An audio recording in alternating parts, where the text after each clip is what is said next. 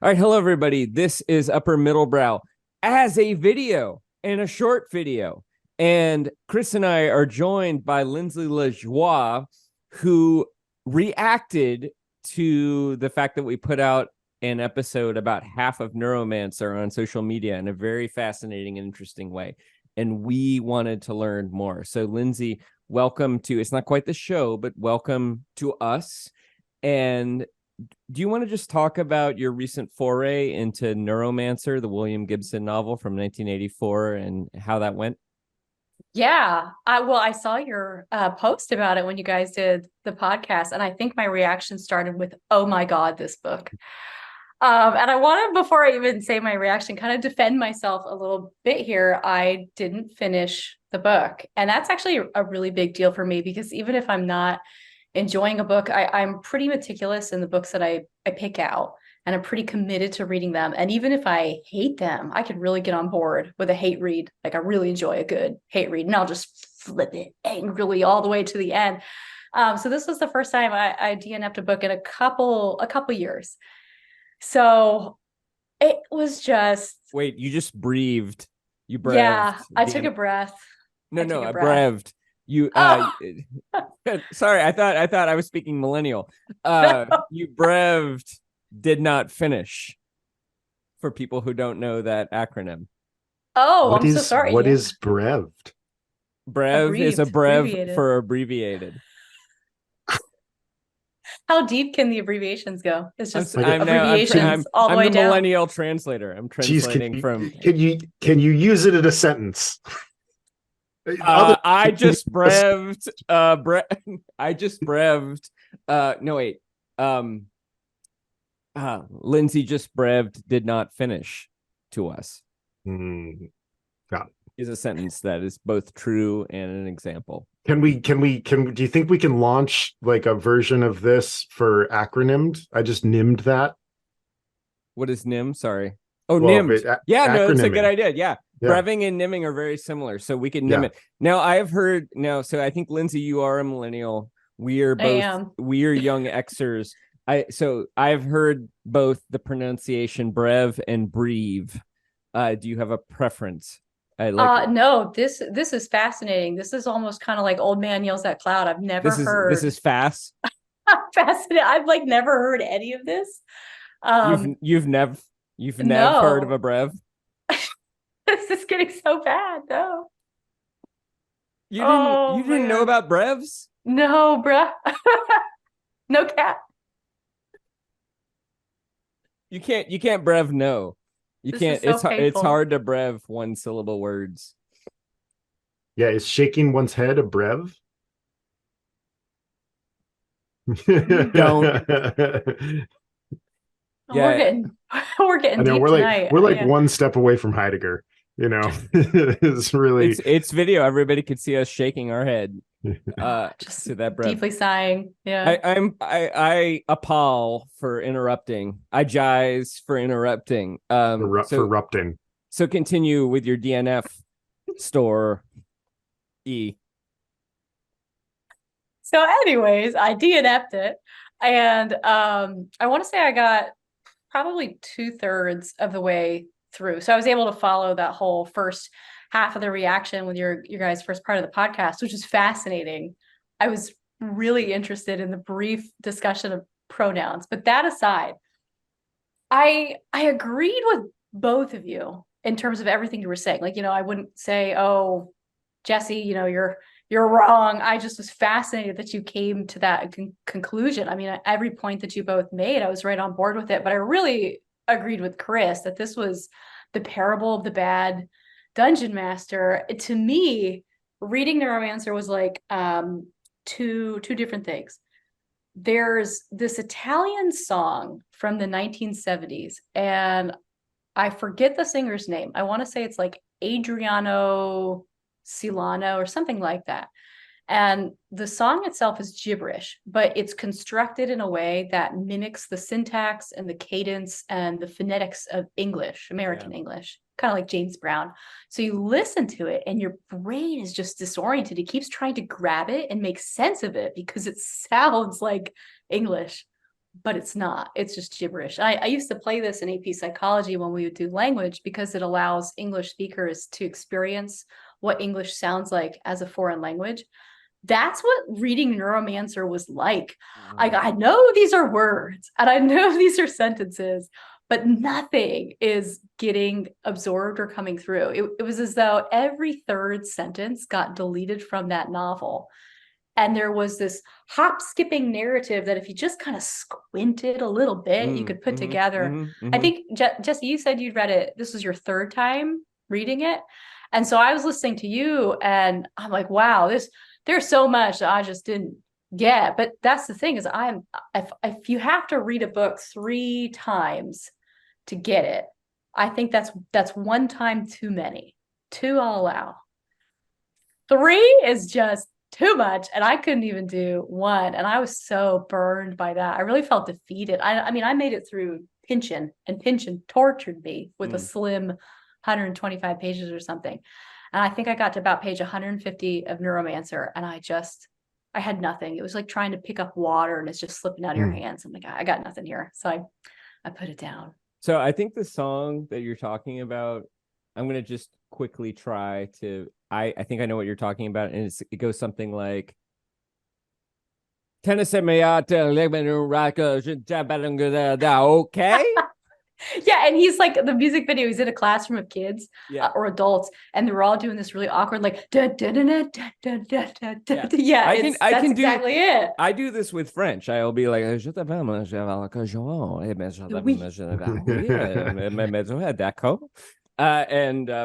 but I can't. It's harder for me to do it with English. But I know what you're talking about.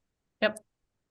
Yeah, that's that. Well, and I relate to a little bit of that. But Chris, what do you think? Well, so Lindsay, I have a confession.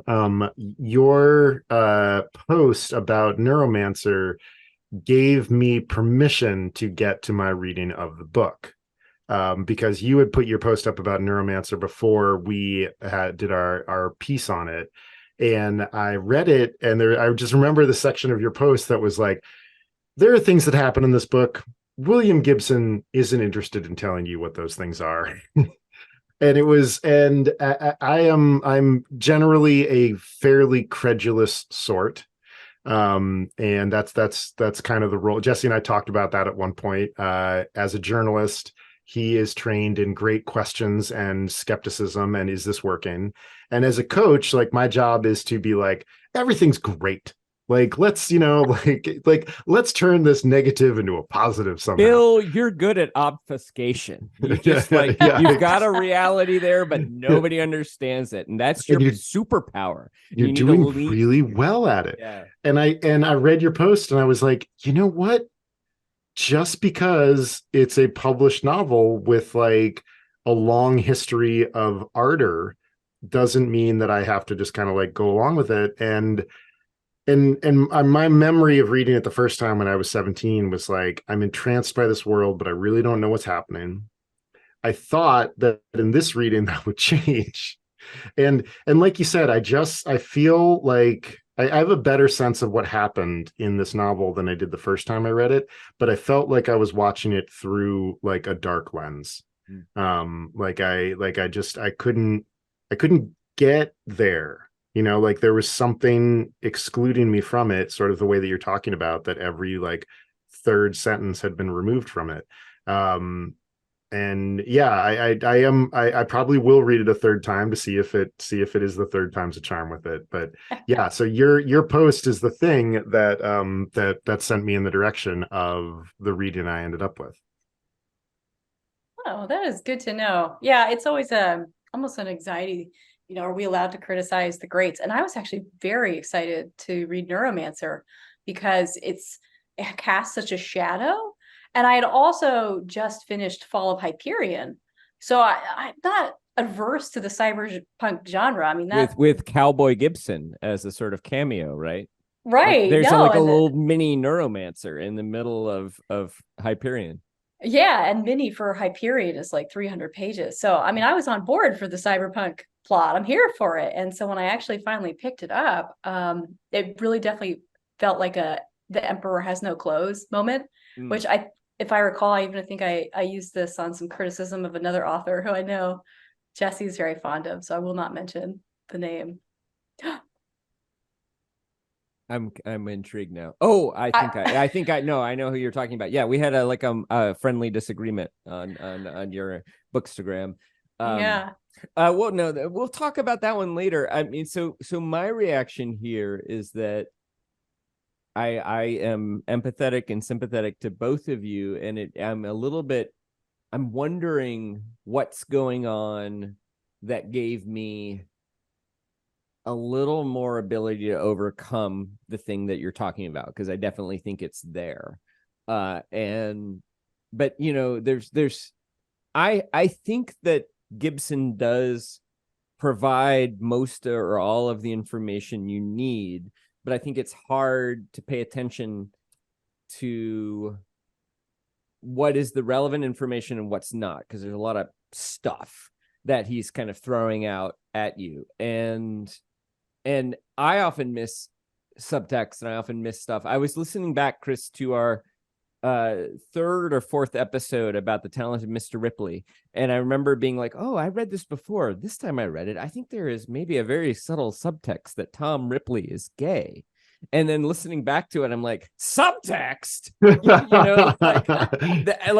that. It took me 2 reads to figure out that is what the author intended. And I think that maybe I have a weakness when it comes to emotional subtext, but maybe I'm a little bit of a super reader when it comes to like sci-fi scenario, that there's some part of my brain that's just like geared to figuring things out. And that we can say it, right? It's China Miéville. Like with China Miéville and the city, I think part of the reason that I feel like I understood the analogy he was making is I'd probably already thought about that analogy. And I think that sometimes happens with sci-fi, is that some writer taps into some like late night dorm room philosophy idea that you've already sort of thought, and they sort of like make a whole book out of it. And you're like, oh yeah, I was thinking about that. And I think maybe that's what's going on with Neuromancer, but I don't fully understand it. Only to say is like, I don't want to deny that the obfuscatory nature of this book is there. I do also think that he does tuck in the midst of all the various like bits of style and language the key to understanding what's actually happening. And it's hard to pick it up. And for some reason, maybe the first time I read it, there was enough like stuff that would appeal to the 18-year-old version of me. I mean, apparently that happened with you too, Chris, which is like, I don't fully understand the plot, but there's like a girl with like mirror shade eyes and razor knives and sex and like,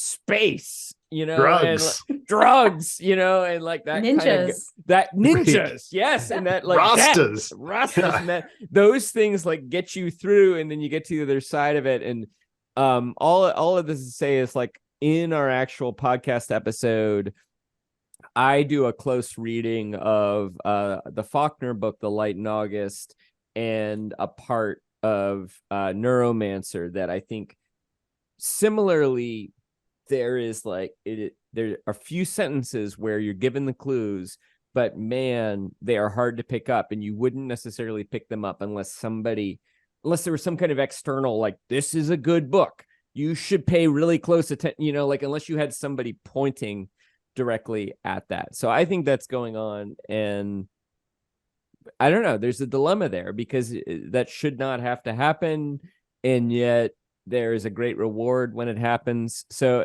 you can hear more of that discussion anyway in our actual episode. But anyway, for the record, Lindsay, like, I'm not disagreeing with you. I'm just saying that, like, as a reader, I overcame the thing that you're talking about in a way that I found satisfying somehow. Yeah, no, and that's the thing, is I don't disagree with anything you're saying. And that was the framework for this, is I could not overcome it. And what was funny too is you guys focus so much on the character of Case and his development or non-development and passivity. And it was fun. None of that bothered me at all. Oh, really? Oh yeah, I don't need characters who grow. I don't need them to be good people or anything like that. I don't care if things are happening around them and they're like, you just didn't get the world. It wasn't even the world, because as soon as you start reading it, you flash to Blade Runner. And so anything that you can't, well, you could just immediately have that architecture to help you build from in your mind. It was the writing. It was just, I don't want to say bad, because that feels bad to say. It feels bad to call an author tell bad. the truth. I mean, tell the truth. If it's bad, I mean, lots of people disagree. So if you find it to be bad writing, then Well, I'm not going to say it was bad writing, because there were moments that were really well, especially hearing you read some of it out loud. That was what really gave me the impetus of like, oh, Neuromancer, I'll go back to you. Not soon, but I will. I think it was just a bad narrative construction. Like, I would say that his skills were fine, but his ability to actually construct a working text as a novel wasn't there for me. I think, I mean, it's so a 24-year-old's novel.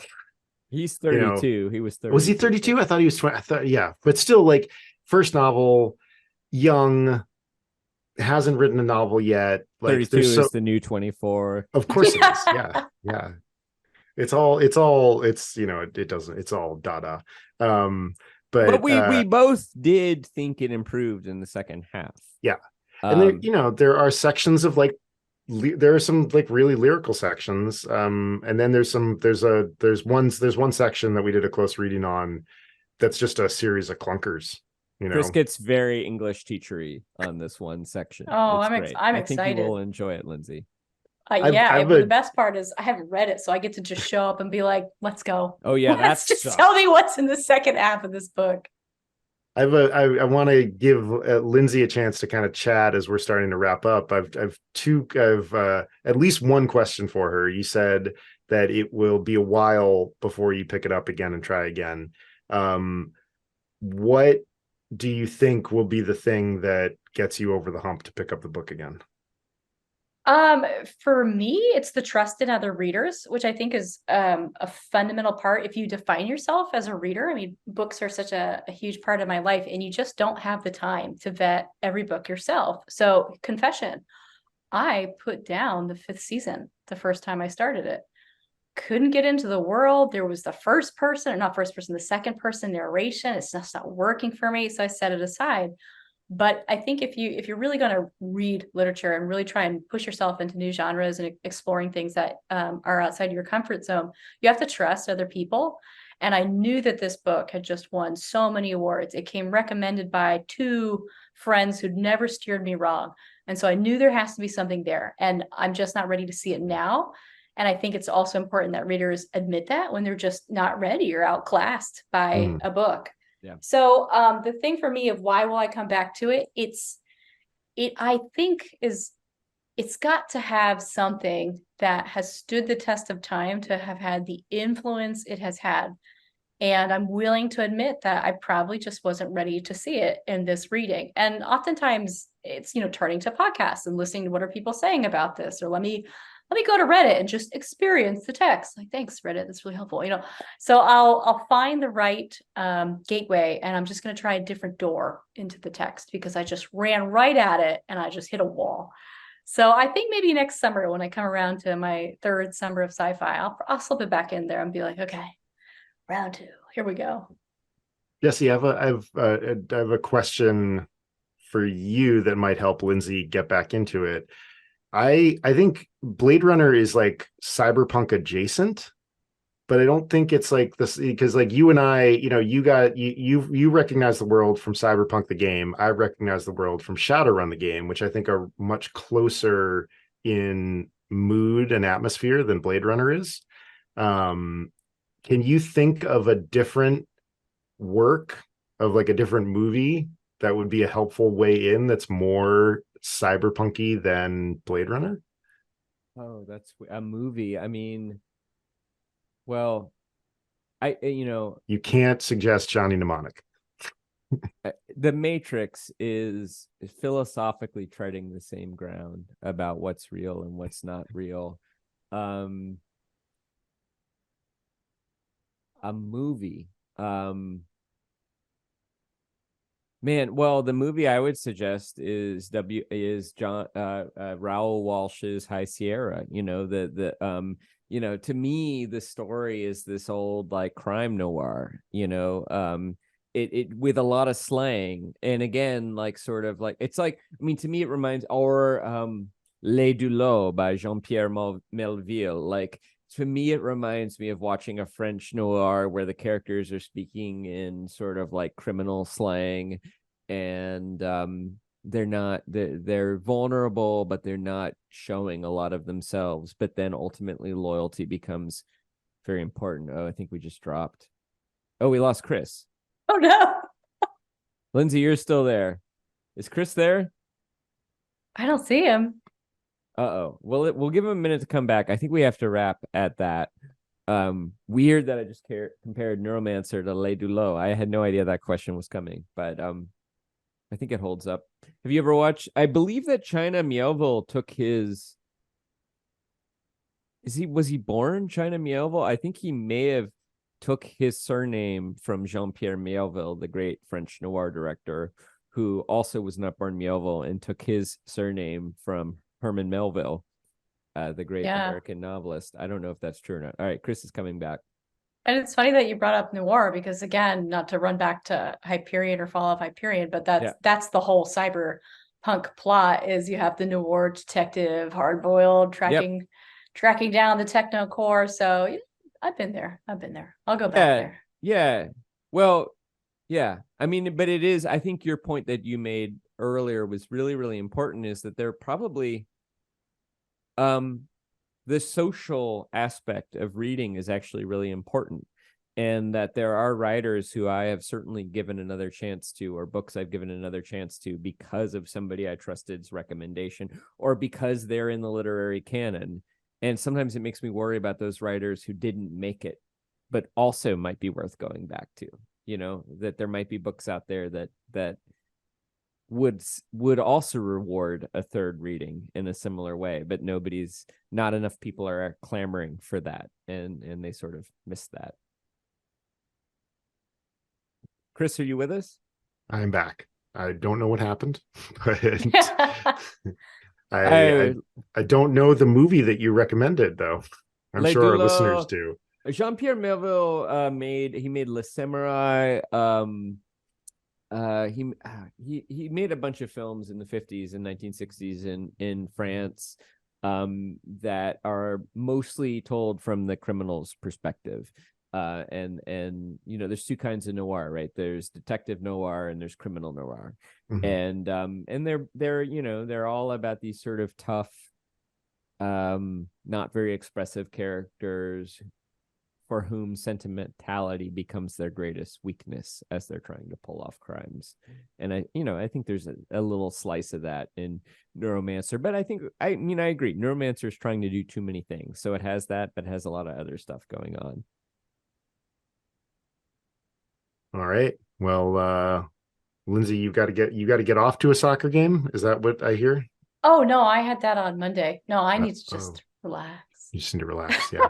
Wait, what's more relaxing than talking to upper middlebrow? I don't know. Oh my gosh, no, I'm not in any rush, but I'll give you one more minute. Okay. Well, I like how you work. It is exactly 1 minute before 7:30. Yeah. This is why Lindsay and I are going to get along.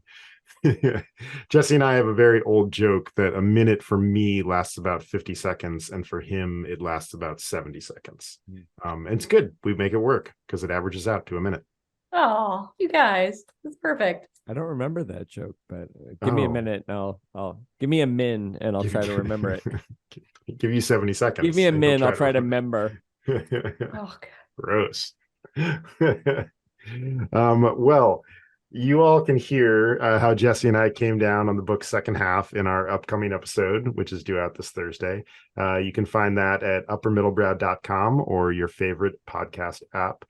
Lindsay Lajoie runs a Bookstagram page called La Joie de Literature, LAJOIE_DE_literature.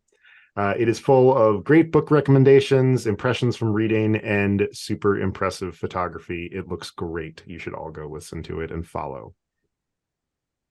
Thanks, guys. That's really nice. Oh, I really appreciate that about the photography. The iPhone's been broke for many months now. So every photo is just slightly cocked to the side. Wouldn't know Very it. very artistic. Seems Would- intentional. Wouldn't Yes. know it. Lindsay, it's so great to see you. Thanks for doing this with us, and hopefully we'll do something again. Awesome. Thanks, guys. Thanks for being here.